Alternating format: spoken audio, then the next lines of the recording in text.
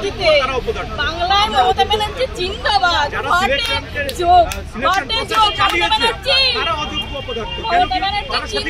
বেঁচে থাকুন এইভাবে আমাদেরকে শেষ করার জন্য। হাততালি আপনাদের জন্য, হাততালি। আমাদেরকে আপনি লাশের পর লাশ দেখবেন, এবার আবার লাশের পর লাশ দেখবেন, এটাই হচ্ছে আপনার অনেক কৃতিত্ব। পুরো বাঙালিকে আমাদের নতুন প্রজন্ম আমাদেরকে পুরো শেষ করে দেওয়া হলো। এবার আপনি খুশি তো? জিতে গেছে তো আপনাদের বাম আমলের প্রতিশোধ নিতে। আপনারা যে খুলে আম দুর্নীতি করেছেন, কি ভেবেছিলেন বাপের উপর বাপ হয় না? দেখে নিলেন তো এবার বাপের উপর বাপ হয়। আপনাদের অন্যায়ের জন্য আজকে আমাদেরকে বলির পাঠা হতে হলো, বলির পাঠা। কোথায় যাবো আমরা? অবশ্যই মমতা ব্যানার্জির ক্যাডারদের জন্য। তারা যদি টাকা না নিয়ে কি করে আসতো? এই প্রশ্নটা এত বছর 2012 সালেও 2012 সালের এসএসসিতেও দুর্নীতি হয়েছে, সেটা চাপা পড়ে গেছে। তারপরে এটা খুলে আমি জানি কোথায় কোথায় টাকা নেওয়া হয়েছে, কারা চাকরি পেয়েছে টাকা দিয়ে, কেন এগুলো কোথায়? যারা সরকার তারা যদি দুর্নীতির সাথে যুক্ত থাকে, আমাদের দোষ কোনটা? আমাদের যে আমরা অন্যায় করি, তারপরে আমরা যে এইখানে এসছি, অবশ্যই মমতা ব্যানার্জির লোকেদের যারা দুর্নীতি করেছে, তৃণমূলের এটা হাজার বার তৃণমূলের যারা খুলে আমারও অফার এসেছিল টাকা দেওয়ার জন্য, আমি চাইনি। তৃণমূলের লোকেরা নাম বলে দিতে পারি, আমি নাম বলবো না এখন।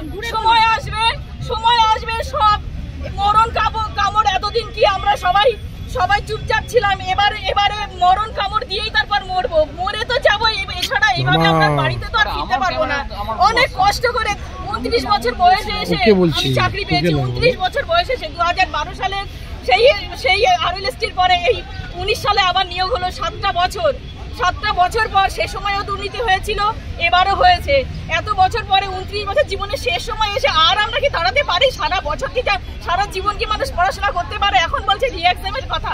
আপনারাই বলুন তো, পারবেন তো মাধ্যমিক পরীক্ষা দিতে? পারবে তো? ওরা যারা কথা বলছে তারা মাধ্যমিক পরীক্ষা আবার বসতে রিঅ্যাপিয়ার করতে পারবে তো? বেতন ফেরত দেওয়ার কথা বলা হয়েছে, আমি জানি না কিসের কথা বলা হয়েছে। পরিষ্কার বলেছি এটা বলে নেবো। আরে বেতন ফেরত যারা দুর্নীতি করেছে, আমরা তো দুর্নীতি করিনি, আর বেতন ফেরতের প্রশ্নই ওঠে না। আমরা যা সার্ভিস দিয়েছি আমাদের স্কুলে, আমাদের স্টুডেন্টদের কাছ থেকে খবর নিন। খাতাও দেখেছেন, মাধ্যমিক উচ্চ মাধ্যমিকের খাতাও তো আপনারা দেখেন। আমার এখনো আনফরচুনেটলি বলুন, ফরচুনেটলি বলুন, আমার কাছে এখনো আসেনি খাতা, আমি এখনো পাইনি। বাট অনেকেই পেয়েছে, আমার সহকর্মী যারা ছিলেন তারা পেয়েছেন। এখন আমরা কি করব? আপনাদের কি মনে হয় আপনাদের এই যে এই জাজমেন্টটা হলো, আমাদের দোষটা কোথায় বলুন তো? এই যে এতদিন আমরা শুনছি যে নিরপরাধীর শাস্তি না হোক, আমাদের কোন দোষে শাস্তি দেওয়া হলো আমাদেরকে?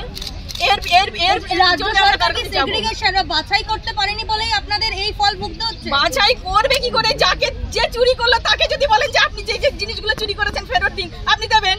যে চোর তাকেই বলছে বাছা হোক। আজ সে সেগ্রিগেশন হয়েছে হয়নি, তার জন্য সিবিআই দিয়েছে, সিবিআই তার জন্য ডেটা দিয়েছে, মানা হলো না। আমরা কোথায় যাব এখন বলুন তো? আমাদের হয়ে বলার কে আছে? আদালত হাইকোর্টে আমাদের করে দিল, সুপ্রিম কোর্টেও সেম। আমরা তো বুঝতে পারছি যে আমরা যদি দোষ না করে আমরা শাস্তি পেয়ে থাকি, তাহলে এটা ডেফিনেটলি পলিটিক্স ছাড়া আর কিছু না। এই রাজ্যে অন্যায় হলো কি?